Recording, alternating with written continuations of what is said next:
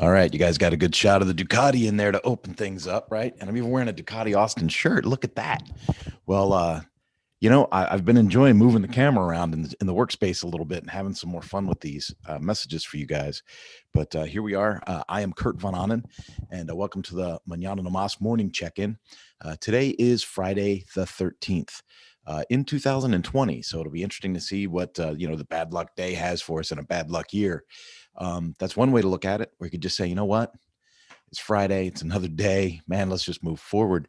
Um, I had an interesting thing happen last night. So, um, I made the Mañana morning check-in late yesterday, right? And so I had told folks, I said, hey, I had predicted that after the election, a lot of the work that was done prior to the election would start to see some action, see some things, see some fruits from the labor, right? So job applications would start to get attention. Blog posts would start to get, read and acted upon. Requests for quotes would be answered, things like that. I was like, once the election happens, people will be a little more apt to follow up on things, make decisions, and understand that, life is going to move forward regardless of who sits in that room, right? In that big white house. And so it's been really interesting, to say the least. I've had a few companies reach out to me, and then after making, I made that statement, and I said, you'll continue to see more opportunities. Remember, in every obstacle, there's opportunities. You have to find that. You have to work for it. Don't get lulled into a sense of, despair or procrastination because of, of the environment, right? Those that do the work will always see the reward. So you have to do the work. You have to do what needs to get done, right? And so I've been tenacious. This whole quarantine, shutdown, lockdown thing, I've been tenacious. I've been on it. I've been doing all kinds of stuff, right? I've been networking, not letting relationships slip through my fingers. I've got people, and I say it all the time, right? But, Italy, Spain, France, Austria, Australia, Japan, Canada, and things are really starting to move and shake. So here's the irony. I get off of that call yesterday, and I said, well, I better check my email one last time. And a very, very large company had sent an email and said, hey, just want to follow up, make sure you received my earlier message. We're trying to get in touch with you to schedule an interview. We'd like to look at you for, running this training division of this really large company. And I got to tell you, it's just another one of those examples of, there it is. There it is, right? And so 2020 has been this year of like a pause. But I'm going to tell you, I was the publication and training manager at Suzuki, big company, right? Well, they're restructuring, big letdown. They let go a lot of people at the same time. A lot of things are going on there, right? And so you're like, okay, whatever they're doing, it wasn't personal, it's business. Let's move on. And some were quick to go, oh, well, that's it. You lost your security. Oh, I'm so sorry for you. And I said, no, this is an opportunity. Obstacles are opportunities. This is a chance to move up the rung, right? And then 2020 starts to unfold, and people, they break out the doomsday carpet, oh my goodness, so bad, everyone's shutting down, I'm going to be honest with you. Every conversation I've had over the last 3 weeks has been about a substantial increase in pay, responsibility, and benefits. I'm not making this stuff up, folks. The opportunities are there. You have to apply yourself. You have to do the work. You have to network. You have to follow through. All right, let's talk about something more fun. All right. So the Ducati's looking good, right? Right. We just put the new bodywork on it. So it's all gloss black with the white stripe, and it's got the Ducati tank pad on it. And man, she's running great too. S2R 800, fantastic machine. This is one of my favorite bikes ever. In fact, I was working with a dealer yesterday on a Zoom call, and a lady in the background goes, "Is that a 2006 Monster S2R 800?" I was like, "Yes, it is." I'm like, that was rather specific. She goes, "I have one." I said, "Oh, this was the best bike I ever rode." And she goes, "Oh, absolutely. I just love it. I just love it." And that's the thing with with these Ducatis. If you ride an air-cooled 2-valve Ducati. It's hard to get off of that bike and not feel physically like you have formed a relationship with that machine. They're just tremendous, tremendous motorcycles. I'll admit, I've ridden other Ducatis where, I've ridden the 4 valves. I've ridden the Panigales, Multistradas, things like that. And they're great bikes. They're great bikes. They do have a heartbeat. They do have a soul. They do have a, Dove il Passione, it says on the back of the factory, right, in Bologna, Italy.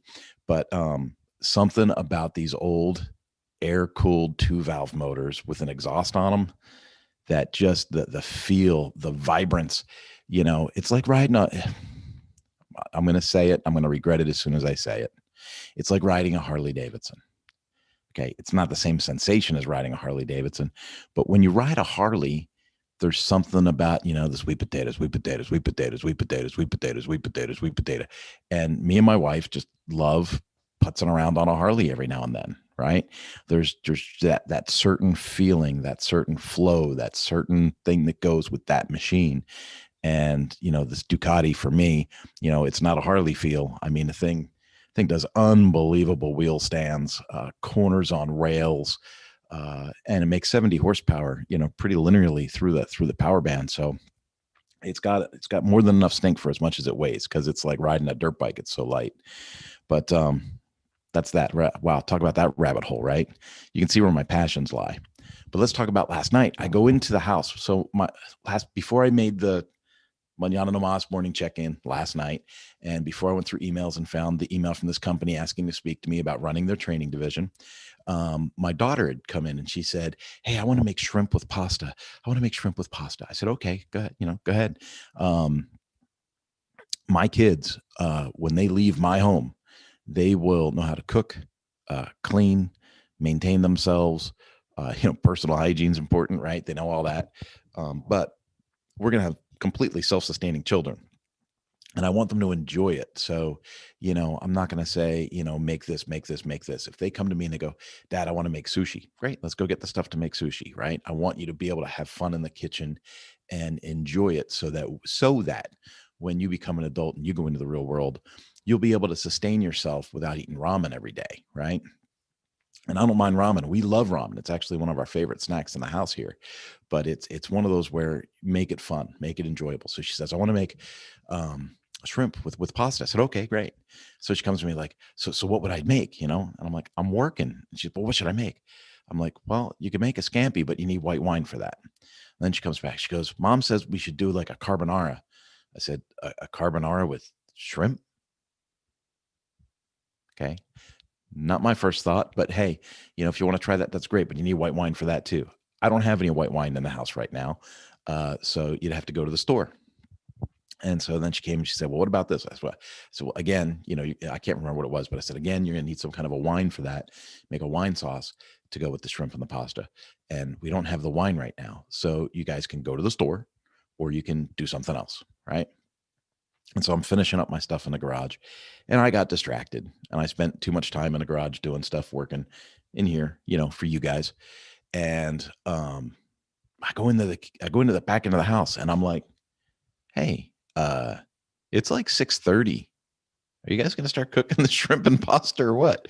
And my daughter's sitting there and she goes, "Well, we didn't have the wine and I didn't know what else to do." I said, whoa, hold on. I open up the fridge. We're full of ingredients, right? I said, "Let's do this. Okay. You don't want to put like a spaghetti sauce with your shrimp. You want something lighter. You want, you want something fresh, right?" I said, so let's do this. I said, "You guys go ahead and peel and get ready the shrimp. I'll start boiling water for the pasta, and, let's throw together, an alfresco. Let's make a light, fresh sauce." And so as a family, my wife, my daughter, and me, the son was upstairs, but the wife, daughter, and me, we're all in the kitchen together, right? Having a good time. We had got an olive oil base going with onion and garlic, got that all, kind of caramelized up a little bit. I added more olive oil, because we're making a sauce, right? Cubed up a bunch of small vine ripened tomatoes, chuck those in the pan, gave them the oh, what's that guy's name? The one that Uncle Roger makes fun of, the Jamie, right? The famous chef Jamie who screws up the fried rice. Gave it the Jamie Oliver toss in the pan, and then man started throwing in Himalayan salt, fresh cracked black pepper, a little bit of oregano, some basil, fresh basil, a dash of rosemary, toss, and got it going really, really good. And then the pasta, cooked in the pot, threw the shrimp in, kind of last minute there, some asparagus spears we chopped down and got in there fairly late so they'd stay kind of crisp and robust. Tossed in some fungi, all right, a little bit of mushrooms, and hopefully you're sitting there with your mouth watering as much as our mouth was watering. This meal was phenomenal, right? And here's where I'm going with this, right? When I walked in the house at 6:30, I had no idea what was going to happen, right? I had no idea what was going to be for dinner. There was no plan, right? And 40 minutes later, the family was sitting down and having a phenomenal gourmet level, fresh, healthy dinner. And kind of the messaging here, if there's going to be a message besides it being a great, fun story, is man, be flexible, be alert, be willing to take action, jump in with both feet, make things happen, right? All the stuff I've been talking about, like I don't know, it's just, I'm popping on, my brain is constantly going over the last 2 weeks with how can I inspire people to jump in, take action, make a decision, make something happen?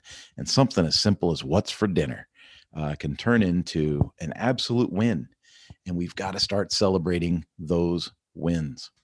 I'm going to go back to Andrew Eggleton. Look at that rabbit trail, squirrel. So I was watching Andrew Eggleton last night. And I love the guy. He's just a fantastic guy. We actually had a one-on-one conversation on Zoom, and then later in the night he did a Facebook Live, and I can't help but watch, right? And he's a funny dude.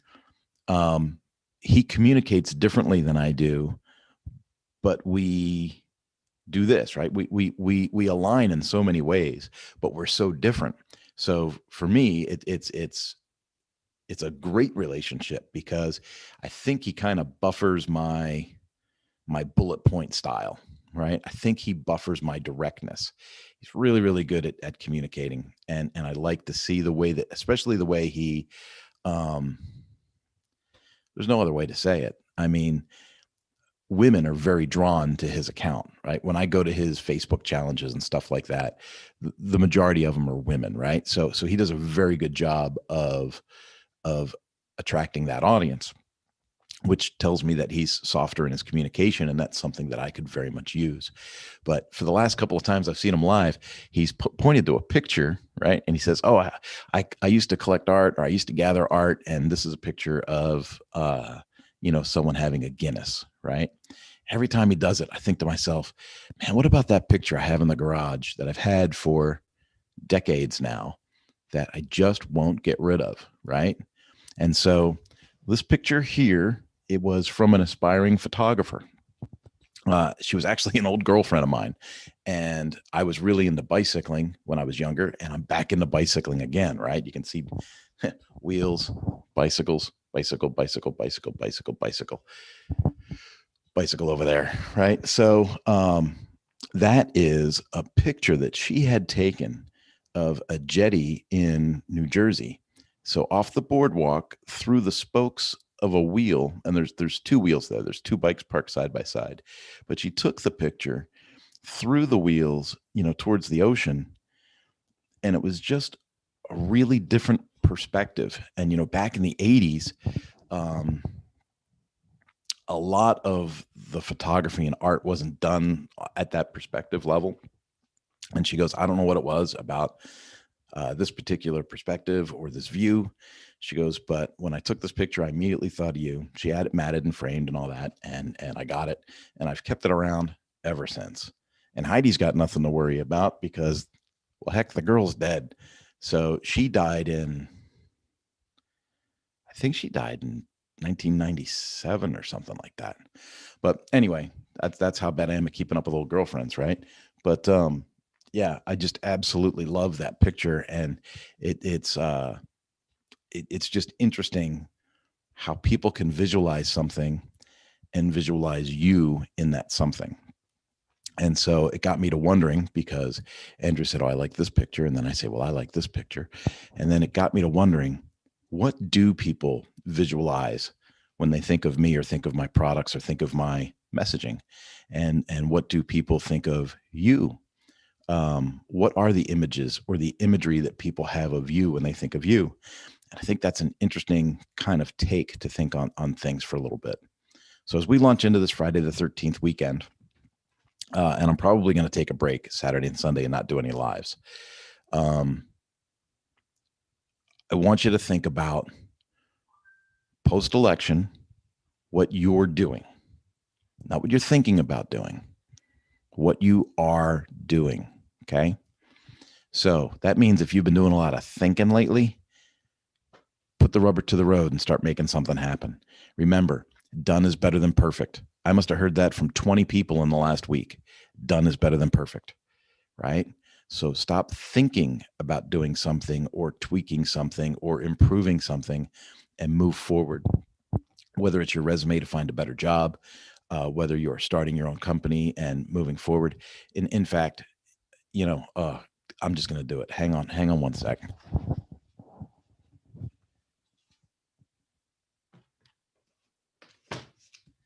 And this is a shout out to Andrew Oakes. Andrew Oakes convinced me that I needed to buy this book. Boom. Okay. Dave Ramsey, Total Money Makeover. And um, Andrew Oakes. Andrew Oakes is a good friend. I've met his acquaintance 3 years ago. I think 2.5, 3 years ago. I think he was the first guest I had on the podcast, and he was, in debt. He smoked, he drank, did not have a healthy lifestyle, was heavy. And he said, "No more. I got to stop. I got to change." Now he's more fit, doesn't smoke, doesn't drink, and is so financially stable, right? So he went from $80,000 in debt to money in the bank. And he credits a lot of that with having read Dave Ramsey's book and then making some changes and then making changes in the rest of his life as well. And so last night I was like, things are turned around. We're going to have some income coming. My web project is picking speed. I've got a couple of proof of concepts coming that we're going to run in December and January. If those tests go well, we're going to do a full launch in February, right? So that's going to provide some income. I've got online courses providing income. I've got contracts coming in that are going to provide some income. And I've got an opportunity for a training position with a major corporation, whichever major corporation I choose, because now it looks like I'm not only looking for work, but I'll be choosing between the offers, which is nice, right? So I'm going to get to be able to make a choice and make a choice that makes sense, meaning not just the most money, but the most freedom to be able to make sure the rest of the operation runs smoothly as well. And if I need to hire some folks to smooth things out and make things run, I can do that because I'll have the financial ability to do so. But I thought it would be a good idea to read this book.